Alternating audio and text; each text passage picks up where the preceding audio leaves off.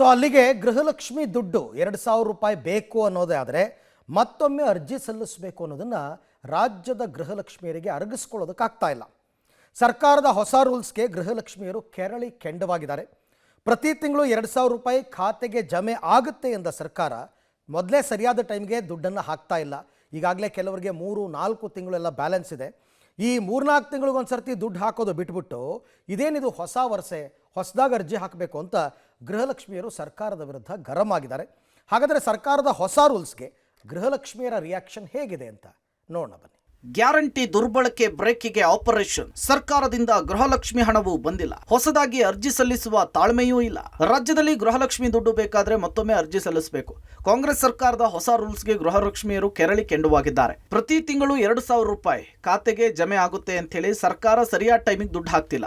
3-4 ತಿಂಗಳಿಗೊಮ್ಮೆ ಹಣವನ್ನ ಜಮೆ ಮಾಡ್ತಾ ಇದ್ದಾರೆ. ಇದರ ಮಧ್ಯೆ ಇದೇನಿದು ಹೊಸ ವರ್ಷ ಅಂತ ಹೇಳಿ ಗೃಹಲಕ್ಷ್ಮಿಯರು ಗರಂ ಆಗಿದ್ದಾರೆ. ಗ್ಯಾರಂಟಿ ಹೆಸರಿನಲ್ಲಿ ಗದ್ದುಗೇರಿದ ಕಾಂಗ್ರೆಸ್ ಈಗ ಅದೇ ಗ್ಯಾರಂಟಿ ಫಲಾನುಭವಿಗಳಿಗೆ ಶಾಕ್ ಕೊಡೋದಕ್ಕೆ ನಿಂತಿದೆ. ಕಳ್ಳಾಟಕ್ಕೆ ಬ್ರೇಕ್ ಹಾಕೋದೇನೋ ಓಕೆ, ಆದ್ರೆ ಅದಕ್ಕಾಗಿ ಬಡ ಫಲಾನುಭವಿಗಳಿಗೂ ಕೂಡ ಮತ್ತೊಮ್ಮೆ ಅರ್ಜಿ ಸಲ್ಲಿಸಬೇಕು ಅನ್ನೋದು ಯಾವ ಸೀಮೆ ನ್ಯಾಯ ಅಂತ ಹೇಳಿ ಮಹಿಳೆಯರು ಪ್ರಶ್ನೆ ಮಾಡ್ತಿದ್ದಾರೆ. ಗೃಹಜ್ಯೋತಿ ಯೋಜನೆಯ ಫಲಾನುಭವಿಗಳು ಹೊಸದಾಗಿ ಅರ್ಜಿ ಸಲ್ಲಿಕೆಯನ್ನ ಮಾಡಬೇಕಾಗತ್ತೆ. ಈಗಾಗಲೇ ಅರ್ಜಿಯನ್ನ ಮಹಿಳಾ ಮತ್ತು ಮಕ್ಕಳ ಕಲ್ಯಾಣ ಇಲಾಖೆ ಸಿದ್ಧಪಡಿಸಿರುವಂಥದ್ದು. ಅದರ ಒಪ್ಪಿಗೆಗೆ ಈಗಾಗಲೇ ಹಣಕಾಸು ಇಲಾಖೆ ಇ ಗವರ್ನೆನ್ಸ್ ಮತ್ತೆ ಮುಖ್ಯಮಂತ್ರಿಗಳಿಗೆ ಅರ್ಜಿಯ ಪ್ರಸ್ತಾವನೆ ಸಲ್ಲಿಕೆ ಆಗಿದೆ. ಆ ಅರ್ಜಿಯಲ್ಲಿ ಒಂದಷ್ಟು ಪ್ರಶ್ನೆಗಳನ್ನು ಆ್ಯಡ್ ಮಾಡಲಾಗುತ್ತೆ. ಅರ್ಜಿ ಸಲ್ಲಿಕೆಯ ಜೊತೆಗೆ ಸುಮಾರು 8-10 ಪ್ರಶ್ನೆಗಳಿಗೆ ಫಲಾನುಭವಿಗಳು ಉತ್ತರಿಸಬೇಕಾಗತ್ತೆ. ಬಯೋಮೆಟ್ರಿಕ್ ಕೊಡುವ ವೇಳೆಯೇ ಆ ಪ್ರಶ್ನೆಗಳಿಗೆ ಉತ್ತರವನ್ನು ಕೊಡಬೇಕಾಗತ್ತೆ. ಪ್ರಮುಖವಾಗಿ ಪ್ರಶ್ನೆ ಮನೆ ಒಡತಿ ಯಾರು, ಮತ್ತು ಈ ಹಿಂದೆ ಯಾರಿಗೆ ಗೃಹಲಕ್ಷ್ಮಿ ಅಮೌಂಟ್ ಬರ್ತಾ ಇತ್ತು, GST ಪಾವತಿದಾರರ ಮತ್ತು IT ಪಾವತಿದಾರರ, ಇಷ್ಟೇ ಅಲ್ಲದೆ APL ಕಾರ್ಡ BPL ಕಾರ್ಡ, ಈ ರೀತಿ ಒಂದು 10 ಪ್ರಶ್ನೆಗಳನ್ನ ಈ ಅರ್ಜಿಯಲ್ಲಿ ಇಟ್ಟಿರುವಂತದ್ದು. ಗ್ಯಾರಂಟಿಗಳಿಂದ ಆರ್ಥಿಕ ಸಂಕಷ್ಟನ, ಗೃಹಲಕ್ಷ್ಮಿಯರ ಮರು ಅರ್ಜಿಗೆ ವಿಜಯೇಂದ್ರ ಕಿಡಿ. ಗ್ಯಾರಂಟಿಗಳಿಗೆ ಮರು ಅರ್ಜಿಗೆ ಬಿಜೆಪಿ ರಾಜ್ಯಾಧ್ಯಕ್ಷ BY ವಿಜಯೇಂದ್ರ ಕಿಡಿಕಾರಿದ್ದಾರೆ. ರಾಜ್ಯದ ಜನ ಗ್ಯಾರಂಟಿ ಕೊಡಿ ಅಂತ ಏನು ಕೇಳಿರಲಿಲ್ಲ. ಅಧಿಕಾರಕ್ಕೆ ಬರೋ ಹಪಹಪಿಯಲ್ಲಿ ಗ್ಯಾರಂಟಿ ಘೋಷಿಸಿದ್ರು. 3 ವರ್ಷದಲ್ಲಿ ಗ್ಯಾರಂಟಿಗಳು ಸರಿಯಾಗಿ ಜನರಿಗೆ ತಲುಪ್ತಿಲ್ಲ. 4-5 ತಿಂಗಳ ಗೃಹಲಕ್ಷ್ಮಿ ಬಾಕಿ ಹಣ ಉಳಿಸ್ಕೊಂಡಿದ್ದಾರೆ. ಚುನಾವಣೆ ಬಂದಾಗ ಹಣ ಹಾಕ್ತಾರೆ. ಗ್ಯಾರಂಟಿಗಳಿಂದ ಆರ್ಥಿಕ ಸಂಕಷ್ಟ ಎದುರಾಗಿದೆ. ಸರ್ಕಾರದ ನಡೆ ಸರಿಯಲ್ಲ ಅಂತ ಹೇಳಿ ವಾಗ್ದಾಳಿ ನಡೆಸಿದ್ರು. ಗ್ಯಾರಂಟಿಗಳ ಕಡಿತಕ್ಕೆ ಸಂಸದ PC ಮೋಹನ್ ಕೂಡ ಆಕ್ರೋಶ ವ್ಯಕ್ತಪಡಿಸಿದ್ರು. ಕಳೆದ ವಿಧಾನಸಭಾ ಚುನಾವಣೆ ಸಂದರ್ಭದಲ್ಲಿ ರಾಜ್ಯದ ಜನ ಕಾಂಗ್ರೆಸ್ ಪಕ್ಷಕ್ಕೆ ಗ್ಯಾರಂಟಿಗಳನ್ನ ಕೊಡಿ ಅಂತೇಳಿ ಬೇಡಿಕೆಯನ್ನು ಇಟ್ಟಿರಲಿಲ್ಲ. ಗ್ಯಾರಂಟಿಗಳನ್ನ ಕೊಟ್ಟು ಅಧಿಕಾರಕ್ಕೆ ಬಂದಿರುವಂತಹ ಕಾಂಗ್ರೆಸ್ ಸರ್ಕಾರ 4 ತಿಂಗಳು 5 ತಿಂಗಳು ಗೃಹಲಕ್ಷ್ಮಿ ಯೋಜನೆಗಳನ್ನ ತಡೆ ಹಿಡಿದುಕೊಂಡು ಚುನಾವಣಾ ಬಂದಾಗ ಒಂದು ರೀತಿ ಚುನಾವಣಾ ಲಕ್ಷ್ಮಿ ಆಗಿರುವಂತದ್ದು ಗೃಹಲಕ್ಷ್ಮಿ. ಗ್ಯಾರಂಟಿಗಳಿಂದ ಸರ್ಕಾರಕ್ಕೆ ಆರ್ಥಿಕ ಸಂಕಷ್ಟ ಪೆಟ್ಟು ಬಿದ್ದಂತ ಸಂದರ್ಭದಲ್ಲಿ ಒಂದೊಂದಾಗಿ ನೆಪಗಳನ್ನ ಒಡ್ಡಿ ಈಗ ಗ್ಯಾರಂಟಿಗಳ ಫಲಾನುಭವಿಗಳು ಏನಿದ್ದಾರೆ ಆ ಸಂಖ್ಯೆನ ಲಕ್ಷ ಸಂಖ್ಯೆನ ಇಳಿಸ್ತಕ್ಕಂತ ಒಂದು ದುಸ್ಸಾಹಸಕ್ಕೆ ಕಾಂಗ್ರೆಸ್ ಸರ್ಕಾರ ಕೈ ಹಾಕಿರುವಂತದ್ದು. 3 ವರ್ಷದ ಕೆಳಗೆ ಕೊಡಬೇಕಾದ್ರೆ ಇದನ್ನ ಯಾಕೆ ಯೋಚನೆ ಮಾಡಲಿಲ್ಲ? ಚುನಾವಣಾ ಸಂದರ್ಭದಲ್ಲಿ ಹೇಳ್ಬೇಕಿತ್ತಲ್ಲ. ಹಾಗಾದ್ರೆ ರಾಜ್ಯದಲ್ಲಿರ್ತಕ್ಕಂಥ ಎಲ್ಲಾ ಗೃಹಿಣಿಯರಿಗೆ ಗೃಹಲಕ್ಷ್ಮಿ ಕೊಡ್ತೇನೆ ಅಂತೇಳಿ ಈಗ ಅವರು ಅನರ್ಹರು ಅಂತ ಹೇಳಿ ಅಪಮಾನ ಮಾಡುವಂತ ಕೆಲಸ ಇವತ್ತೇನು ಕಾಂಗ್ರೆಸ್ ಸರ್ಕಾರ ಮಾಡಕ್ ಹೊರಟಿದ್ದಾರೆ. ಇದು ಖಂಡಿತ ಸರಿಯಲ್ಲ. ಈ ಒಂದು ದಿವಾಳಿತನವನ್ನು ಉಳಿಸ್ಕೊಳ್ಳಿಕ್ಕೆ ಇವಾಗ ಏನು ಈ ಸರ್ಕಾರ ಗ್ಯಾರಂಟಿ ಹೆಸರಿನಲ್ಲಿ ಬಂತು, ಗ್ಯಾರಂಟಿಗಳನ್ನ ಮರುಪರಿಶೀಲನೆ ಮಾಡ್ತಾ ಇದ್ದಾರೆ. ಇವಾಗ ಸತ್ತೋಗಿರೋರು ತಗೊಳ್ತಾ ಇದ್ದಾರೆ, ಈ ತರ ಒಂದು ಎಲ್ಲವನ್ನು ಹೇಳಿ ಮತ್ತೆ ಇದನ್ನ ಮಾಡಿ ಗ್ಯಾರಂಟಿಯನ್ನು ಕೂಡ ಕೊಡದಿರ ಈ ರಾಜ್ಯದ ಜನರಿಗೆ ಮೋಸ ಮಾಡ್ತಾರೆ. ಖಂಡಿತವಾಗ್ಲೂ ಕೂಡ ಮುಂಬರುವ ದಿನಗಳಲ್ಲಿ ಈ ಸರ್ಕಾರಕ್ಕೆ, ಈ ಒಂದು ಮುಖ್ಯಮಂತ್ರಿಗೆ, ಈ ಕಾಂಗ್ರೆಸ್ ಸರ್ಕಾರಕ್ಕೆ ಜನ ತಕ್ಕ ಪಾಠ ಕಲಿಸ್ತಾರೆ. ಇನ್ನು ಗೃಹಲಕ್ಷ್ಮಿ ಗೃಹಜ್ಯೋತಿ ಯೋಜನೆಗಳಿಗೆ ಮರು ಅರ್ಜಿ ವಿಚಾರಕ್ಕೆ ಕೇಂದ್ರ ಸಚಿವ HD ಕುಮಾರಸ್ವಾಮಿ ಗುಡುಗಿದ್ದಾರೆ. 2 ಯೋಜನೆಗಳಲ್ಲಿ ಲೋಪದೋಷಗಳಿವೆ ಅಂತೇಳಿ ಸರ್ಕಾರವೇ ಹೇಳಿದೆ. ಮರು ಅರ್ಜಿ ಸ್ವೀಕಾರ ಒಳ್ಳೆಯ ಉದ್ದೇಶವೇ ಇರಬಹುದು, ಅದರ ನೆಪದಲ್ಲಿ ನಿಜವಾದ ಫಲಾನುಭವಿಗಳಿಗೆ ತೊಂದರೆ ಆಗಬಾರ್ದು. 2 ತಿಂಗಳ ಗೃಹಲಕ್ಷ್ಮಿ ಹಣ ಬಾಕಿ ಬಗ್ಗೆ ಸರ್ಕಾರ ಚಕಾರ ಎತ್ತಾ ಇಲ್ಲ. 5,000 ಕೋಟಿ ಲೆಕ್ಕದ ಬಗ್ಗೆ ಸರ್ಕಾರ ಜಾಣಮೌನಕ್ಕೆ ಜಾರಿದೆ. ಮೊದಲು 5,000 ಕೋಟಿ ಏನಾಯ್ತು ಅನ್ನೋದನ್ನ ಜನತೆಯ ಮುಂದೆ ಇಡಬೇಕು ಅಂತ ಆಗ್ರಹಿಸಿದ್ದಾರೆ. 3 ವರ್ಷದಲ್ಲಿ ಕೆಲವು ಲೋಪದೋಷಗಳಿದೆ ಅಂತಕ್ಕಂಥದ್ದು ಸರ್ಕಾರವೇ ಹೇಳ್ತಾ ಇದೆ. ದೇಶಗಳು ಒಳ್ಳೆಯ ಉದ್ದೇಶವೇ, ಆ ಒಂದು ಲೋಪಗಳನ್ನು ಸರಿಪಡಿಸ್ತೀವಿ ಅಂತ ಹೇಳಿ ನಿಜವಾದಂಥ ಫಲಾನುಭವಿಗಳನ್ನು ಏನಾದರೂ ಗುರುತಿಸ್ತಕ್ಕಂಥದ್ರಲ್ಲಿ ಅವ್ರು ಕೊಡ್ತಾ ಇದ್ದಾರೆ, ಕೊಡಲಿ, ಅದೇ ನಾನು ಕೊಡ್ತಕ್ಕಂಥದಕ್ಕೆ ವಿರೋಧ ಇಲ್ಲ. ಇವತ್ತು ಹಣ ದುರ್ಬಳಕೆ ಆಗಬಾರ್ದು ಅಂತಕ್ಕಂಥ ಉದ್ದೇಶದಿಂದ ಮಾಡ್ತಾ ಇದ್ದೀವಿ ಅಂತ ಹೇಳ್ತಾ ಇದ್ದಾರೆ. ಈಗ ಅದರ ಅನುಭವ ಆಗಿದೆ. ಅವತ್ತು ಕೊಡಬೇಕಾದ್ರೆ ಜನತೆ ಮುಂದೆ ಏನು ಮಾತು ಕೊಟ್ಬಿಟ್ಟಿದ್ರು, ಮುಂದಿನ ಅದರ ಆಗ್ತಕ್ಕಂಥ ಅನಾಹುತಗಳನ್ನು ಯೋಚನೆ ಮಾಡಿದೆ. ಯಾರೋ ಹೇಳಿದ್ರು ಅಂತೇಳಿ ಏಕಾಏಕಿ ಎಲ್ಲ ಘೋಷಣೆ ಮಾಡಿದ್ರು. ಆಗ ಅದರ ಬಗ್ಗೆ ಚಿಂತನೆ ಮಾಡಲಿಲ್ಲ. ಈಗ ವಿದ್ಯುತ್ ಶಕ್ತಿ ವಿಷಯದಲ್ಲಿ ಗೃಹಲಕ್ಷ್ಮಿ ಯೋಜನೆ ಹೆಸರಿನಲ್ಲಿ ಈಗ ಅವರಿಗೆ ಅದರ ಹೊಡೆತಗಳೇನಾಗಿದೆ, ಕೆಲವು ನ್ಯೂನತೆಗಳು ಇದೆ ಅಂತಕ್ಕಂಥ ನಮಗೆ ಗಮನಕ್ಕೆ ಬಂದಿದೆ. ರಾಜ್ಯಾದ್ಯಂತ ಸರ್ಕಾರದ ಕ್ರಮಕ್ಕೆ ಆಕ್ರೋಶ, ಗ್ಯಾರಂಟಿ ಮರು ಅರ್ಜಿ ಬಗ್ಗೆ ಅಸಮಾಧಾನ. ಗೃಹಲಕ್ಷ್ಮಿ ಗ್ಯಾರಂಟಿ ಕಳ್ಳಾಟಕ್ಕೆ ಬ್ರೇಕ್ ಹಾಕೋದಕ್ಕೆ ಮತ್ತೆ ಮಹಿಳೆಯರು ಮರು ಅರ್ಜಿ ಹಾಕಬೇಕು ಅಂತ ಹೇಳಿ ಸರ್ಕಾರದ ಆದೇಶಕ್ಕೆ ಬೀದರ್ ಜಿಲ್ಲೆಯ ಮಹಿಳೆಯರು ಭಾರಿ ಆಕ್ರೋಶ ವ್ಯಕ್ತಪಡಿಸಿದ್ದಾರೆ. ನಾವು ಮತ್ತೆ ಅರ್ಜಿಯನ್ನ ಹಾಕಲ್ಲ, ಯಾಕೆಂದ್ರೆ ಅರ್ಜಿ ಹಾಕೋದಕ್ಕೆ ಮತ್ತೆ ಸರತಿ ಸಾಲಿನಲ್ಲಿ ನಿಲ್ಲಬೇಕು, ನಿಂತ್ರೆ ನಮಗೆ ಕೂಲಿ ಕೆಲಸಕ್ಕೆ ಹೋಗೋದಕ್ಕಾಗಲ್ಲ ಅಂತ ಹೇಳ್ತಿದ್ದಾರೆ. ನಮಗೆ ಸೀದಾ ತರೀಕೆಲಿಂದ 2000 ರೂಪಾಯಿ ಹಾಕ್ರಿ. ನಾವು ಈ ದಿನ ಈಗ ಏನ್ ಮಾಡಿದೆವು ಏನಿಲ್ಲ, ಈಗಾರ ಮಾಡ್ಲತ್ರ ಹೋಗ್ಲತ್ರ 800 ರೂಪಾಯಿ ಒಟ್ಟು ಬರಲ್ಲ ಹೊಂಟಾವ್. ನಮ್ಗೆ ಕಲಸಿ ಅವು ಏನೇನು ಮಾಡ್ತಾರೆ ಏನೇನು ಹಾಕಬಾರ್ದಂತ ಅವ್ರ ಒಳಗೆ ನೇತ್ ಖರಾಬ್ ಆಯ್ತು ಅಂತಂದ್ರೆ ಬಿಟ್ಕೊಡ್ಲಕ್ಕೆ ಯಾಕೆ ಹೇಳೋದಿತ್ತು. ಓಟಿನ ಟೈಮ್ ಬರೋಸ್ತನ ನಮ್ಗೆ ಹಾಕಬೇಕು. ಯಾರು ಹಾಕಲತ್ತೀರಿ ಹಾಕ್ರಿ. ಎಲೆಕ್ಷನ್ ಬಂದಾಗ ಏನು ಮತ್ತೆ ಅವ್ರು ಬಂದ್ರೆ ನಾವು ಸತ್ಯಾಗ್ರಹ ಮಾಡ್ತೇವೆ. ಸತ್ಯಾಗ್ರಹ ಮಾಡಿ ನಾವು ಕೂಡ್ತೇವೆ. ನಮ್ಮಲ್ಲಿಂದ ಕೊಡೋದು ಆಗಲ್ದು. ಈಗ ಪಾನ್ಪಾನಾಸ್ ಕೊಡು ಅಂತಾರ, ನಾಳೆ ಶಾಂಬಾರ್ ಕೊಡು ಅಂತಾರ. ನಾವು ಲೈನಿಗೆ ನಿಂತಿರ್ಬೇಕು. ಮಂದಿ ಜಾತ್ರೆ ಮಂದಿ ಅದ. ನಾವು ಕೂಲಿಗೆ ಹೋಗೋರು ರೋಜನ. ಯಾರು ತಪ್ಪದ ಅವ್ರ ತಪ್ಪಲಿಂದ ಕೊಡಬೇಕು. ಮತ್ತು ನಮಗಾರ ಸೀದಾ 2000 ರೂಪಾಯಿ ಬರ್ಬೇಕು. ಕೂಲಿಗೆ ಹೋಗ್ಬೇಕ್ರಿ ಸರ್ ನಾವೀಗ. ಮತ್ತೆ ನಾವು ಲೈನಿಗೆ ನಿಂದಿರ್ಬೇಕಂದ್ರೆ ಹೆಂಗಾಗ್ತದಲ್ಲಿ ಆಗಲ್ಲ. ಮತ್ತು ಮ್ಯಾಗಿಂದ ಗೌರ್ಮೆಂಟ್ ಏನು ಮಾತಾಡ್ಯದ ಆ ರೂಲ್ಸ್ ಪ್ರಕಾರ ನಡಿಬೇಕು. ಕರೆಂಟ್ ಬಿಲ್ ಮಾಫ್ ಅಂದಾರ, ತಿಂಗಳ ಗೃಹಲಕ್ಷ್ಮಿ ರೊಕ್ಕ ಅಂದಾರ. ಮತ್ತು 60 ವರ್ಷನವರೇನೂ ರೊಕ್ಕ ಅಂದಾರ. 60 ವರ್ಷನವರೇನೂ ರೊಕ್ಕ ಇಲ್ಲ, ಗೃಹಲಕ್ಷ್ಮಿ ರೊಕ್ಕ ಇಲ್ಲ. ಮತ್ತು ಲೈನಿಗೆ ಕೂಲಿ ಬಿಟ್ಟು ನಾವು ಲೈನಿಗೆ ನಿಂದಿರ್ಬೇಕಾಗಿತ್ತು ಅಂದ್ರೆ ನಮ್ಮ ಕಷ್ಟ ಎಷ್ಟು.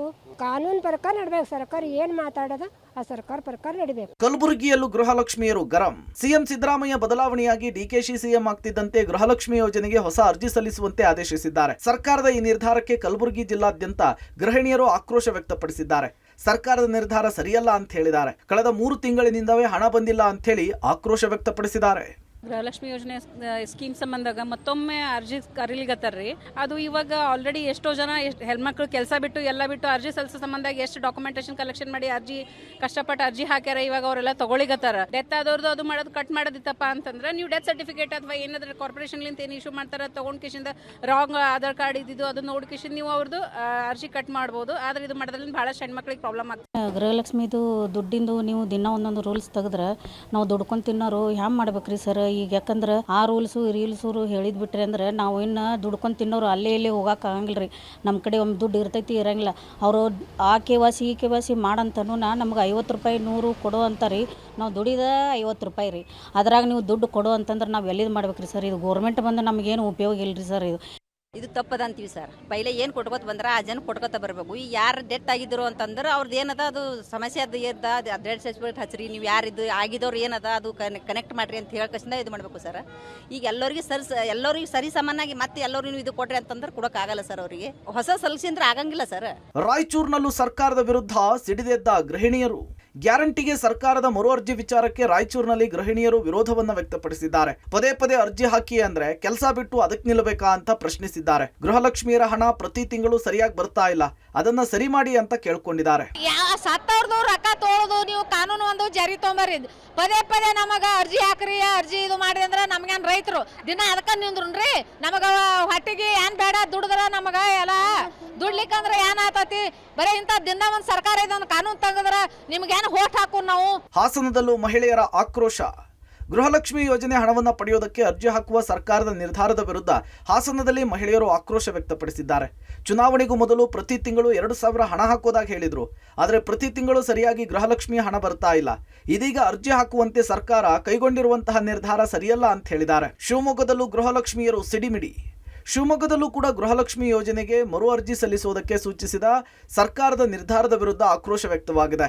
ಶಿವಮೊಗ್ಗ ಜಿಲ್ಲೆಯ ಗೃಹಲಕ್ಷ್ಮಿ ಫಲಾನುಭವಿಗಳು ಸರ್ಕಾರದ ನಿರ್ಧಾರ ಸರಿಯಲ್ಲ, ಕಳೆದ 3 ತಿಂಗಳಿನಿಂದ ಹಣವೇ ಬಂದಿಲ್ಲ ಅಂತ ಹೇಳಿ ಸಿಡಿಮಿಡಿಗೊಂಡಿದ್ದಾರೆ. ಶಕ್ತಿನೇ ಇಲ್ಲ, ಆ ಪಿಂಚಣಿ ಬರೋದು ಅದೂ ಇಲ್ಲ. ನಮಗೆ ಅದರಿಂದ ಮಾತ್ರೆಗಳು ತಗೊಂತ ಇದ್ವಿಪ್ಪ. ಈಗ ಅದು ಇಲ್ಲ, ಈ ಪರಿಸ್ಥಿತಿ ಹೇಳಂಗಿಲ್ಲ. ಹಾಕಕ್ಕಂತೂ ಆಗಲ್ಲ, ನಮಗೆ ಹೋಗೋಕ್ಕೂ ಆಗಲ್ಲ. ಕಾಲು ನೋವುಗಳು ಬರ್ತಿತ್ತು. ಈಗ 2 ತಿಂಗಳತ್ತಿಲ್ಲ. ಆಮೇಲೆ ಅವಾಗೊಂದು 4 ತಿಂಗಳು ನಿಲ್ಸರಿ ಸರಿ ಬರಲ್ಲ. ಅದು ಮಾತ್ರ 1 ತಿಂಗಳು ಬಂದರೆ 1 ತಿಂಗಳು ಬರಲ್ಲ. ನಾವು ಭಾಳ ತೊಂದರೆ, ನನಗೂ ಪಿಂಚಣಿ ಬಂದಿಲ್ಲ. ಈ ಥರ ಎಲ್ಲ ಆಗ್ತೈತೆ. ಮತ್ತೆ ಅರ್ಜಿ ಹಾಕೋಕ್ಕಾಗಲ್ಲ. ಇದೇ ಕಂಟಿನ್ಯೂ ಮಾಡೋದಿದ್ರೆ ಮಾಡಿ, ಇಲ್ಲಾಂದ್ರೆ ಬಿಟ್ಟಾಕ್ರಿ. ಹೆಂಗೋ ಆಗುತ್ತೆ 100%. ಚಿಕ್ಕೋಡಿಯಲ್ಲೂ ಗೃಹಿಣಿಯರ ಅಸಮಾಧಾನ. ಗೃಹಲಕ್ಷ್ಮಿ ಮತ್ತು ಗೃಹಜ್ಯೋತಿ ಯೋಜನೆಗೆ ಮರು ಅರ್ಜಿಗೆ ಚಿಕ್ಕೋಡಿ ಭಾಗದ ಮಹಿಳೆಯರು ವಿರೋಧ ವ್ಯಕ್ತಪಡಿಸಿದ್ದಾರೆ. ಅರ್ಜಿ ಹಾಕುವ ಸರ್ಕಾರದ ನಿರ್ಧಾರ ಹಣ ನೀಡೋದಕ್ಕೆ ವಿಳಂಬ ಮಾಡಲಾಗ್ತಿದೆ ಅಂತ ಹೇಳಿ ಆಕ್ರೋಶ ವ್ಯಕ್ತಪಡಿಸಿದ್ದಾರೆ. ಹಾವೇರಿ ಜಿಲ್ಲೆಯಲ್ಲೂ ಕೂಡ ಗೃಹಿಣಿಯರ ಆಕ್ರೋಶ. ಇನ್ನು ಹಾವೇರಿ ಜಿಲ್ಲೆಯಲ್ಲೂ ಕೂಡ ಗೃಹಿಣಿಯರು ಆಕ್ರೋಶ ವ್ಯಕ್ತಪಡಿಸಿದ್ದು, ಯೋಜನೆ ಪ್ರಾರಂಭದಲ್ಲಿಯೇ 1 ತಿಂಗಳುಗಳ ಕಾಲ ಕಚೇರಿಗೆ ಅಲೆದಾಡಿದ್ದೇವೆ. ಮತ್ತೆ ಮರು ಅರ್ಜಿ ಅಂದ್ರೆ ಓಡಾಡಬೇಕು. ನಾವು ಕೂಲಿ ಕಾರ್ಮಿಕರು ಕೆಲಸ ಬಿಟ್ಟು ಹೆಂಗ್ ನಿಲ್ಲಬೇಕು ಅಂತ ಕೇಳ್ತಿದ್ದಾರೆ.